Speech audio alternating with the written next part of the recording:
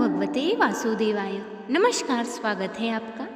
आज की वीडियो में हम कार्तिक मास के 30वें अध्याय के साथ साथ कार्तिक स्नान की कथाएं सुनेंगे। कथा को श्रद्धा पूर्वक सुने और पुण्य सुने। सर्वप्रथम सुनते हैं कार्तिक स्नान की कथा। भगवान श्री कृष्ण सत्यभामा से बोले, हे प्रिय, नारद जी के यह वचन सुनकर महाराज पृथ्वी बहुत ही आश्चर्यचकित हुए। अंत में उन्होंने नारद जी का पूजन करके उनको विदा किया। इसलिए माघ, कार्तिक और एकादशी यह 3 दिन व्रत मुझे अत्यधिक प्रिय है। वनस्पतियों में तुलसी, महीनों में कार्तिक, तिथियों में एकादशी और क्षेत्रों में प्रयाग मुझे बहुत ही प्रिय है। जो मनुष्य इंद्रियों पर विजय प्राप्त कर इनका सेवन करता है, वह मुझे यज्ञ करने वाला मनुष्य से भी अधिक प्रिय है। जो मनुष्य विधि पूर्वक इनकी सेवा करते हैं, मेरी कृपा से उन्हें समस्त पापों से छुटकारा मिल जाता है। भगवान श्री कृष्ण के वचन सुनकर सत्यभामा ने कहा कि हे प्रभु, आप बहुत ही अद्भुत बात कही है। दूसरों के लिए पुण्य के फल से कलह की मुक्ति हो गई है। यह प्रभावशाली कार्तिक मास आपने अधिक प्रिय है, जिससे पतिद्रोह का पाप केवल स्नान के पुण्य से ही नष्ट हो गया। दूसरे मनुष्य द्वारा किया हुआ पुण्य उसके देने से किस प्रकार मिल जाता है, यह आप मुझसे बताने की कृपा करें। श्री कृष्ण भगवान बोले, प्रिय, जिस कर्म द्वारा बिना दिया हुआ पुण्य और पाप मिलता है, उसे ध्यानपूर्वक सुनो। सतयुग में देश, ग्राम तथा कुलों को दिया पुण्य या पाप मिलता है, किंतु कलयुग में केवल कर्ता को ही पाप तथा पुण्य का फल भोगना पड़ता है। संसर्ग न करने पर भी वह व्यवस्था की गई है और संसर्ग से पाप व पुण्य दूसरों को मिलते हैं, उसकी व्यवस्था भी सुनो। पढ़ाना, यज्ञ कराना, एक साथ भोजन करने से पाप पुण्य आधा फल मिलता है। एक आसन पर बैठने तथा सवारी पर चढ़ने से, श्वास के आने जाने से पुण्य व पाप का चौथा भाग जीव मात्र को मिलता है। छूने से, भोजन करने से और दूसरे की स्तुति करने से पुण्य और पाप का 6वां भाग मिलता है। दूसरों की निंदा, चुगली और धिक्कारने से उसका 7वां भाग मिलता है। पुण्य करने वाले मनुष्यों की जो कोई सेवा करता है, वह सेवा का भाग लेता है और अपना पुण्य उसे दे देता है। नौकर और शिष्य के अतिरिक्त जो मनुष्य दूसरों से सेवा करवा कर उसे पैसे नहीं देता, वह सेवक उसके पुण्य का भागी होता है। जो व्यक्ति पंक्ति में बैठे हुए भोजन करने वालों की पत्तल लांघता है, उसे जिसकी पत्तल लांघने से अपने पुण्य का 6वां भाग देता है। स्नान तथा ध्यान आदि करते हुए मनुष्य जो व्यक्ति बातचीत करता है या उसे छूता है, वह अपने पुण्य का 6वां भाग दे डालता है। जो मनुष्य कर्म के कार्य के लिए दूसरों से धन मांगता है, वह पुण्य का भागी होता है। ठीक उसी प्रकार जिस प्रकार दान करने वाला पुण्य का भागी होता है, जो मनुष्य धर्म का उपदेश करता है और उसके बाद सुनने वालों से याचना करता है, वह अपने पुण्य का 6वां भाग उसे दे देता है। जो मनुष्य दूसरे का धन चुरा कर उससे धर्म करता है, वह चोरी का फल भोगता है और शीघ्र ही निर्धन हो जाता है। और जो भी मनुष्य उसका धन चुराता है, वह पुण्य का भागी होता है।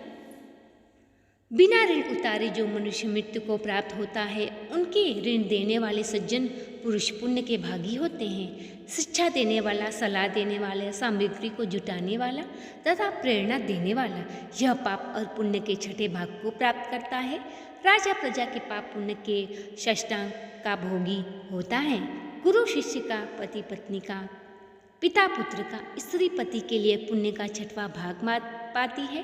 पति को प्रसन्न करने वाली आज्ञाकारी स्त्री पति के लिए पुण्य का आधा भाग ले लेती है। इसी प्रकार पुण्य आत्मा प्राय लोगों को दान करते हैं, वह उनके पुण्य का 6वां भाग प्राप्त करते हैं। जीविका देने वाला मनुष्य जीविका ग्रहण करने वाले मनुष्य के पुण्य के 6ठे भाग को प्राप्त करता है। इस प्रकार दूसरों के लिए पुण्य अथवा पाप बिना दिए भी दूसरों को मिल सकते हैं, किंतु यह नियम जो भी मैंने बतलाए हैं, यह कलयुग में लागू नहीं होते। कलयुग में एकमात्र कर्ता को ही अपना पाप व पुण्य भोगना पड़ता है। इस संबंध में एक बड़ा पुराना इतिहास है, जो कि पवित्र भी है और बुद्धि प्रदान करने वाला है। ये था था कार्तिक महात्म्य का 30वां अध्याय। अब आइए सुनते हैं कार्तिक मास में रोज सुनी जाने वाली कथाएं। अब आइए सुनते हैं तुलसी माता की कथा।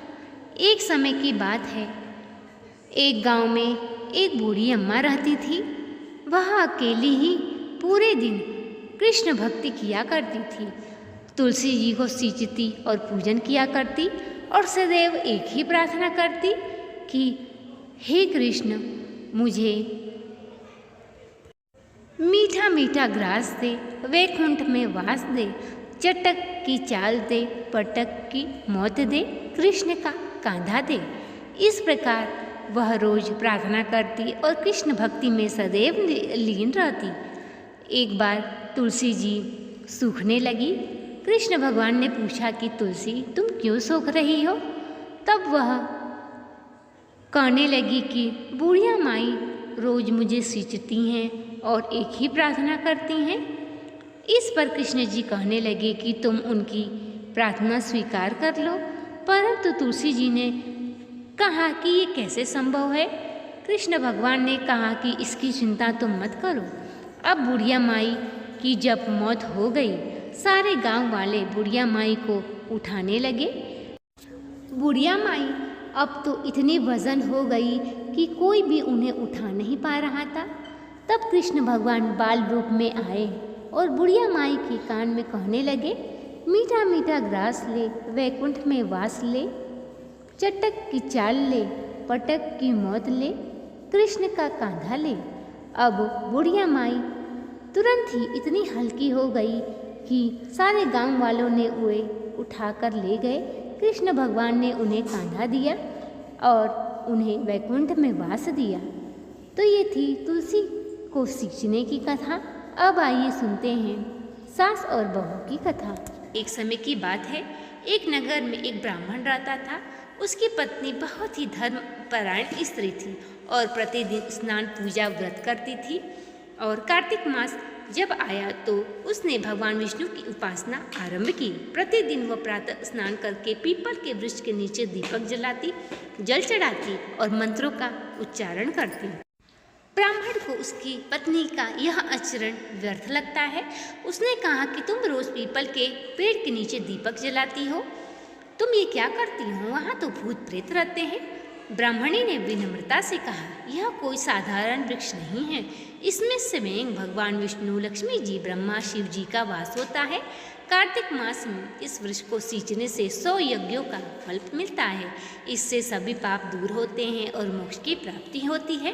परंतु ब्राह्मण को यह सारी बातें व्यर्थ लगी और वह ब्राह्मणी को सदैव ही यह नियम कार्य करने से मना किया करता। परंतु वह ब्राह्मणी नियम से कार्तिक महीने का नियमों का पालन करती रहती। एक बार भगवान साधु रूप में उसकी परीक्षा लेने के लिए आए। ब्राह्मणी ने साधु के पैर धुले और उनका सेवा भाव किया। अब ब्राह्मणी ने सोचा कि साधु जी के लिए भोजन कहाँ से बनाए, क्योंकि ब्राह्मणी अत्यंत ही गरीब थी। परंतु भगवान की कृपा से जब वह घर के अंदर गई तो उसने देखा कि उसके घर में अन्न धन भरा हुआ है। अब तो वो आश्चर्य में पड़ गई, सोचने लगी कि ये कैसे हुआ। जब वह बाहर गई तो साधु महात्मा वहाँ पर बैठे हुए थे। उसने श्रद्धा से साधु जी को भोजन कराया। भोजन ग्रहण करने के बाद भगवान ने उस ब्राह्मणी को साक्षात दर्शन दिए। ब्राह्मण को भी अब विश्वास हो गया कि कार्तिक महीने में नियम से पीपल सींचने से हमें किन फलों की प्राप्ति होती है। ब्राह्मण ब्राह्मणी इस लोक का सुख भोग कर स्वर्ग को प्राप्त हुए।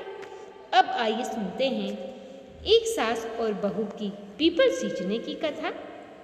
एक समय की बात है, एक गांव में एक बूढ़ी अम्मा अपने बहू के साथ रहती थी। बूढ़ी अम्मा न पूजा पाठ करती, न किसी नियम का पालन करती, परंतु बहू बड़ी ही धार्मिक प्रवृत्ति की थी। बहू दूध दही बेचने जाती तो रास्ते में उसने देखा कि कुछ औरतें पीपल सींच रही हैं। उसने उन औरतों से पूछा कि आप ये क्या कर रही हैं? सारी औरतों ने कहा कि कार्तिक का महीना चल रहा है, हम पीपल सींच रहे हैं। इसे सींचने से घर में अन्न धन भरा रहता है और हमें मोक्ष की प्राप्ति होती है। तब बहू ने सोचा कि अब मैं जल कहाँ से लाऊं? तब वो दूध से ही पीपल को सींचने लगी। सींचते सींचते पूरा कार्तिक का महीना बीत गया।